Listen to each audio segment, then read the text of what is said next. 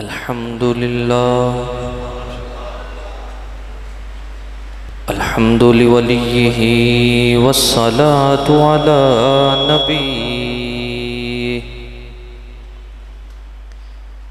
والوزن والعدل والفضل والنظم والعزم بالجزم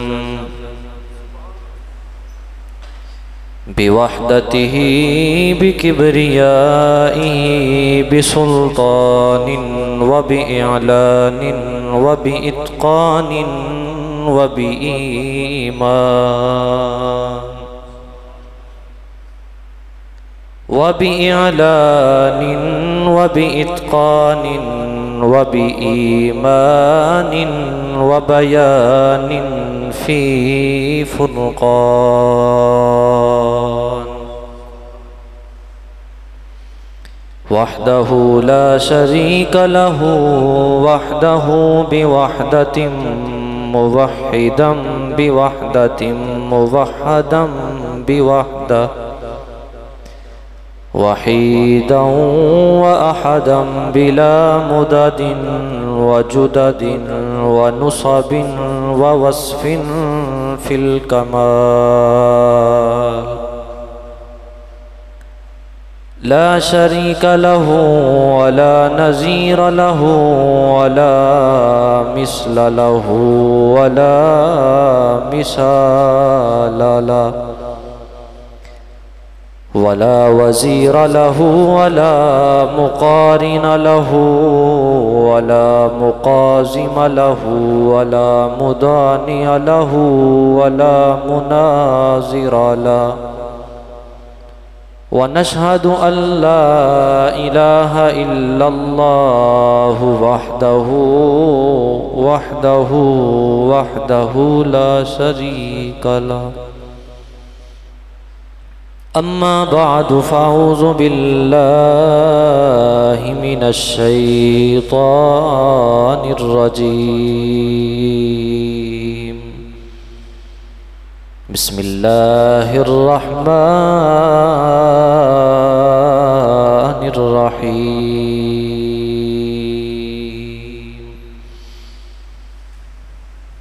أولئك الذين أنعم الله عليهم من النبيين والصديقين والشهداء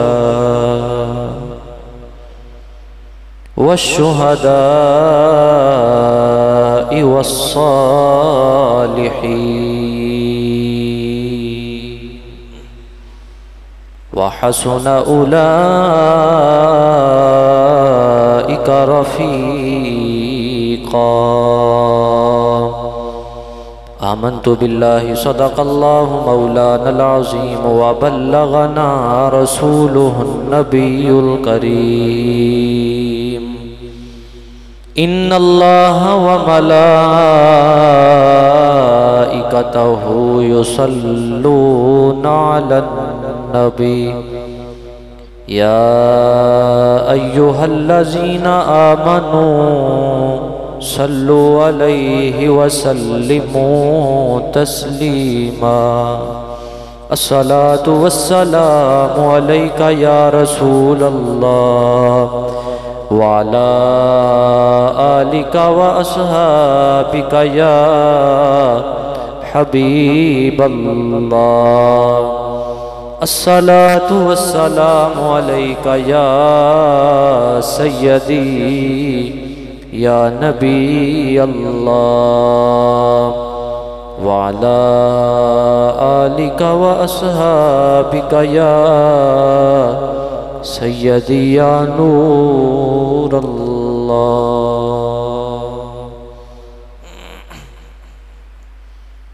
اللہ رب العزت کی حمد و ثنا کے بعد درود و سلام شاہ ازل کے شاہکار اقلیم قدسیت کے تاجدار دنائے سبل ختم الرسل ہادی انس و جاں آقا نامدار مدنی تاجدار باعث تخلیق کائنات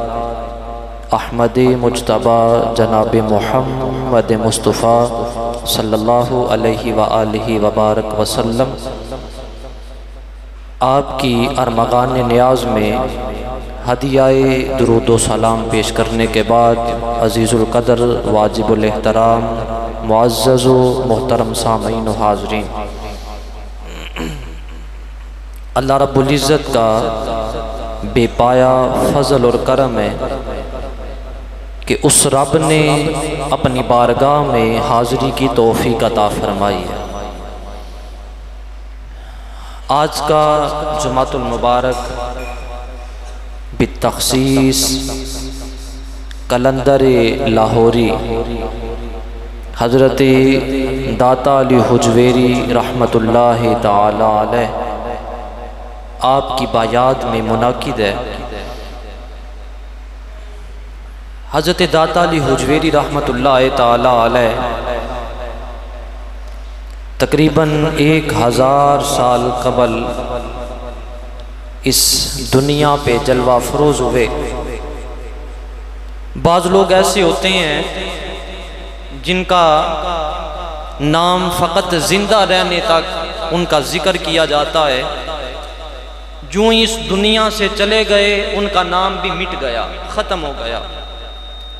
بعض ایسے ہوتے ہیں جن کا ذکر 100 سال تک کیا جاتا ہے، لیکن داتا علی حجویری رحمۃ اللہ تعالی علیہ تقریباً 1 صدی سے زائد ہو گیا ہے، آپ کا ذکر آج بھی زندہ ہے۔ ہر بندہ داتا داتا خواجہ خواجہ کرتا ہے، اس کی وجہ کیا ہے؟ اللہ نے قرآن پاک میں ارشاد فرمایا اولئک الذین انعم اللہ، کہ وہ لوگ جن پہ اللہ نے انعام کیا ہے، من النبیین والصدیقین والشہداء والصالحین، اور کہا وہ انبیاء ہیں، صدیقین ہیں، شہداء ہیں، صالحین ہیں، نیک بندے ہیں۔ فرمایا وحسن اولئک رفیقا، اور یہ کتنے اچھے اللہ کے دوست ہیں۔ یعنی دوستی کس کے ساتھ انہوں نے لگا لی ہے؟ اللہ کے ساتھ یارانہ لگا لیا، اللہ کے ساتھ وابستگی کر لی، اللہ کے ساتھ دوستی کر لی۔ فرمایا وحسن اولئک رفیقا، اور یہ کتنے اچھے دوست ہیں۔ جب کوئی بندہ اللہ کا ہو جاتا ہے، اللہ کا ذکر کر کے اللہ کا قرب اختیار کر لیتا ہے، اللہ کہتا ہے فَاذْكُرُونِي أَذْكُرْكُمْ، تم بندوں میں بیٹھ کے میرا ذکر کرتے ہو، مجھے یاد کرتے ہو، میں آسمان دنیا پہ بیٹھ کے اور لامکان پہ بیٹھ کے فرشتوں کے جرمٹ میں تمہارا ذکر کرتا ہوں۔ ایک بندہ عام بندوں میں بیٹھ کے، ایک اللہ کا ولی عام بندوں میں بیٹھ کے اللہ کا ذکر کرتا ہے، اللہ کو پکارتا ہے، اس کے نام کی محافل سجاتا ہے۔ اللہ کہتا ہے تم عام بندوں میں ذکر کرتے ہو، میں فرشتوں کے جرمٹ میں بیٹھ کے تمہارا ذکر کرتا ہوں۔ اب اللہ فرشتوں کے جرمٹ میں بیٹھ کے اپنے دوستوں کا ذکر کرتا ہے، کہا کہ یہ میرے دوست ہیں۔ حدیث پاک میں آتا ہے، آقا علیہ السلام نے ارشاد فرمایا، نسائی کی حدیث پاک ہے، آقا علیہ السلام نے ارشاد فرمایا کل قیامت کا دن ہوگا، جنتی جنت میں جا رہے ہیں، جہنمی جہنم میں جا رہے ہیں۔ اب جنتی جب جنت میں داخل ہو رہے ہوں گے تو ان کی ملاقات ایک ایسے بندے سے ہو جائے گی جن کو وہ پہچانتے ہوں گے، اس کو پکڑیں گے، رب کی بارگاہ میں لے جائیں گے، عرض کریں گے مولا، ہاں وہ دن ایسا ہوگا کہ اللہ کی بارگاہ میں کسی کو جرت نہ ہوگی کہ کوئی بات کر سکے، کوئی تکرار کر سکے۔ اللہ کا ولی ہوگا، وہ پکڑ کے اللہ کی بارگاہ میں لے جائے گا، عرض کرے گا مولا یہ شخص یہ جہنم میں جا رہا ہے، میں جنت میں جا رہا ہوں، یا اللہ میں بھی اس وقت تک جنت میں داخل نہیں ہوں گا جب تک یہ میرا دوست جنت میں میرے ساتھ داخل نہ ہو جائے۔ اللہ کہے گا ادخلوا فاخرجوا منهم مدخل الجنہ، اللہ کہے گا اے میرے دوست جا جہنم کی طرف چلا جا اور جا کے دیکھ جس کو پہچانتا ہے اس کو اپنے ساتھ لے کے جنت میں داخل کر دے۔ تو وہ اللہ کا ولی جہنم کی طرف جائے گا، دیکھے گا کہ میں کس کس بندے کو پہچانتا ہوں، اور جس بندے کو پہچانتا ہوگا وہ اس بندے کو اپنے ہاتھ کے ساتھ پکڑے گا اور جنت میں داخل کر دے گا۔ ایک دوسری روایت، اس کو امام طبرانی نے نقل کیا ہے، آقا علیہ الصلوۃ والسلام نے ارشاد فرمایا کہ کل قیامت کا دن ہوگا، ایک شخص ایسا ہوگا جس نے اللہ کے ایک ولی کو وضو کروایا ہو، یا اس کو پانی پلایا ہے، وضو کروایا ہے، تو وہ جو اللہ کا ولی ہے وہ جنت کی طرف جا رہا ہوگا، رستے میں اس کو وہ شخص مل جائے گا جس نے پانی پلایا تھا، اور وہ جہنم کی طرف جا رہا ہے۔ وہ پوچھے گا کہ تم کہاں جا رہے ہو؟ تو وہ شخص کہے گا کہ میں جہنم کی طرف جا رہا ہوں۔ اللہ کا ولی اس بندے کو پکڑے گا اور رب کی بارگاہ میں لے جائے گا، عرض کرے گا مولا دنیا میں اس نے میری بڑی خدمت کی ہے، مجھے وضو کروایا کیا کرتا تھا، مجھے پانی پلایا کرتا تھا،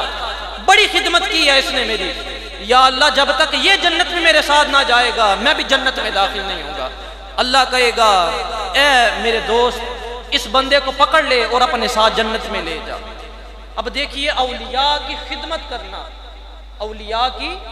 خدمت کرنا، اولیاء کی خدمت کرنے کے بدلے اللہ جنت عطا فرما دیتا ہے۔ جو اللہ کے ولی کی خدمت کرتا ہے،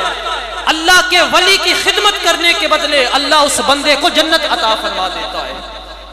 بنی اسرائیل کا واقعہ ہے، حضرت موسیٰ علیہ السلام اب کوہ طور پہ جا رہے ہیں، رستے میں ایک چرواہا زمین پہ لیٹا ہوا ہے، آسمان کی طرف منہ کیا ہوا ہے، اور زمین پہ لیٹ کے کہہ رہا ہے یا اللہ اگر تم مل جائے نا مجھے تو میں تیرے بالوں میں کنگھی کروں۔ اللہ کو کہہ رہا ہے یا اللہ تم مل جائے تو تیرے بالوں میں کنگھی کروں۔ یہ مولانا روم نے مثنوی میں نقل کیا ہے، یا اللہ تم مل جائے تیرے بالوں میں کنگھی کروں، تیری جوتیاں صاف کروں، تیرے کپڑے دھوں۔ موسیٰ علیہ السلام اس چرواہے کے قریب سے گزرے، اب سنا کہ یہ چرواہ کیا بات کر رہا ہے، یا اللہ تم مل جائے تیرے کپڑے دھوں، تیری جوتیاں صاف کروں، تیرے بالوں میں کنگھی کروں۔ موسیٰ علیہ السلام جلالی طبیعت کے غصہ آیا، تھپڑ مار دیا۔ کوہ طور پہ گئے، رب کی بارگاہ میں اللہ سے ہم کلام ہوئے، اللہ نے جواب نہیں دیا۔ عرض کی مولا ناراضگی کا کیا سبب ہے؟ آگے ہر روز میں کوہ طور پہ آتا ہوں، تم سے ہم کلام ہوتا ہوں، باتیں کرتا ہوں، یا اللہ آج بھی اسی طرح آیا ہوں لیکن جواب نہیں ملا۔ اللہ رب العزت نے کہا کہ اے موسیٰ تو نے میرے دوست کو مجھ سے جدا کر دیا ہے۔ وہ میرا دوست زمین پہ لیٹا تھا، وہ چرواہا، وہ مجھ سے باتیں کر رہا تھا، اور اتنی خوبصورت باتیں کہ یا اللہ تم مل جائے تیرے کپڑے دھوں، تیری جوتیاں صاف کروں، تیرے بالوں میں کنگھی کروں۔ اے موسیٰ تو نے تو میرے دوست کو دور کر دیا ہے۔ اے موسیٰ میں نے دنیا میں تمہیں اس لیے بھیجا ہے تاکہ تو جو بچھڑے ہوئے مجھ سے ہیں ان کو مجھ سے ملا دے، اس لیے دنیا میں نہیں بھیجا کہ جو مجھ سے ملے ہوئے ہیں ان کو مجھ سے جدا کر دے۔ اے موسیٰ آج کے بعد ایسا نہیں کرنا۔ اس کے بعد موسیٰ علیہ السلام نے رب کی بارگاہ میں التجا کی کہ یا اللہ آج کے بعد میں کسی ولی کو تم سے جدا نہیں کروں۔ آج دیکھ لیں ہم اولیاء کے مزارات پہ جاتے ہیں، سب سے پہلے نمبر پہ تو بات یہ ہے کہ اولیاء کے مزارات پہ آج کل جیسی جیسی خرافات ہو رہی ہیں، آپ سب کو علم ہے کہ ہم اولیاء کے مزارات پہ جاتے ہیں حاضری دینے کے لیے، لیکن اولیاء کے مزارات پہ جا کے کچھ لوگ ایسے ہیں جو دمال ڈالتے ہیں، بنگڑا ڈالتے ہیں، ڈھول کی تھاپ پہ رقص کرتے ہیں، اور پھر وہاں پہ چرس کے اور فہیم کے اور شراب کے سوٹے لگا کے وہ اپنی ناپاک زبان سے پاک نام لیتے ہیں۔ آج کل درباروں پہ یہ جیسی خرافات ہو رہی ہیں، اولیاء کی مزارات پہ خرافات ہو رہی ہیں، ایسے ایسے پیر آپ کو وہاں پہ ملیں گے جو زندگی بھر نہائے نہیں ہوں گے، جن پہ پتہ نہیں کتنی کتنی مرتبہ غسل فرض ہوگا، سروں پہ مینڈیاں بڑی بڑی بنی ہوں گی، اور وہ لوگ درباروں پہ بیٹھ کے ہماری رہنمائی کرتے ہیں، اور ہم بھی ایسے سادہ لوگ ہیں کہ ان کے پاس جا کے دعائیں کرواتے ہیں کہ فلاں بزرگ کے پاس میں گیا اور ان سے دعا کروائی۔ وہ تو خود ایسے ہوتے ہیں، اکثر مزارات پہ آپ چلے جائیں، اللہ کے ولی کے پاس جانا یہ الگ بات ہے، اور وہ جو 2 نمبر پیر وہاں پہ بیٹھے ہوتے ہیں ان کے پاس جانا الگ بات ہے۔ میں ان 2 نمبر پیروں کی بات کر رہا ہوں، اولیاء کی بات نہیں کر رہا، وہ جن کے سروں پہ بڑی بڑی مینڈیاں بنی ہوتی ہیں۔ آپ کو علم ہے کہ اگر وہ مینڈیاں نہ کھولی جائیں، اگر انسان پہ غسل فرض ہوتا ہے تو مینڈیوں کے نیچے تک بال کھول کے ان کے نیچے تک پانی پہنچانا یہ فرض ہوتا ہے، اور وہ ان کے سروں پہ جوڑے بنے ہوتے ہیں، بڑے بڑے بال، اور پانی بھی کبھی قریب سے نہیں گزرا ان کے،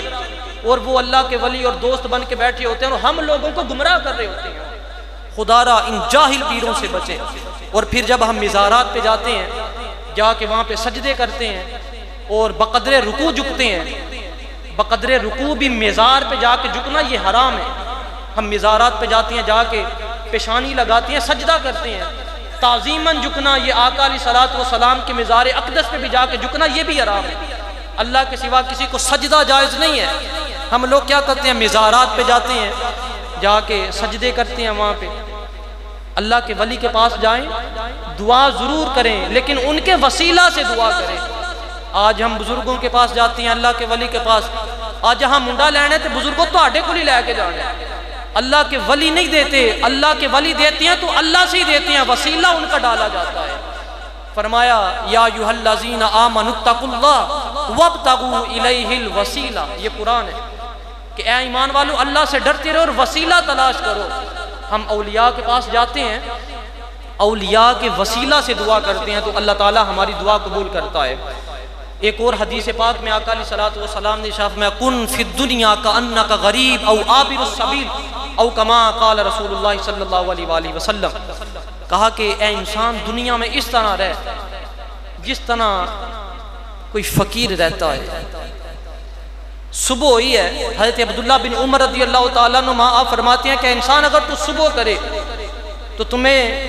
اس بات کا علم نہیں ہے کہ تو شام یہاں دنیا میں کرے گا کہ نہیں کرے گا، اور اگر تو شام دنیا میں کرتا ہے نا تو تمہیں صبح کا علم نہیں ہونا چاہیے کہ میں نے صبح بھی اسی دنیا میں کرنی ہے۔ اس طرح دنیا میں رہ جس طرح کوئی مسافر رہتا ہے۔ مسافر کو اپنے ٹھکانے کا علم نہیں ہوتا، اس کو یہ نہیں پتا کہ میں نے اس وقت کہاں پہ ہونا ہے۔ اسی طرح دنیا میں رہ، کن فی الدنیا کأنک غریب، دنیا میں اس طرح رہ جس طرح کوئی مسافر دنیا میں رہتا ہے۔ آج ہم دنیا میں آئے ہیں تو دنیا کو ہی ہم نے ٹھکانہ بنا لیا ہے۔ اللہ رب العزت نے حدیث قدسی ہے کہ قیامت کا دن ہوگا، اللہ کے عرش کے سائے کے علاوہ کوئی سایہ نہیں ہوگا، اور اس دن جو اللہ کے سائے کے نیچے شخص ہوں گے ان میں سے ایک شخص وہ ہے جو عادل بادشاہ ہے، عدل کرنے والا بادشاہ، عادل بادشاہ، وہ اس دن اللہ کے سائے کے نیچے ہوگا۔ دوسرا وہ شخص ہوگا جس نے جوانی اپنی عبادت میں گزار دی ہے۔ آج ہم بڑھاپے کی حالت میں آتے ہیں تو پھر مسجدوں کا رخ کرتے ہیں،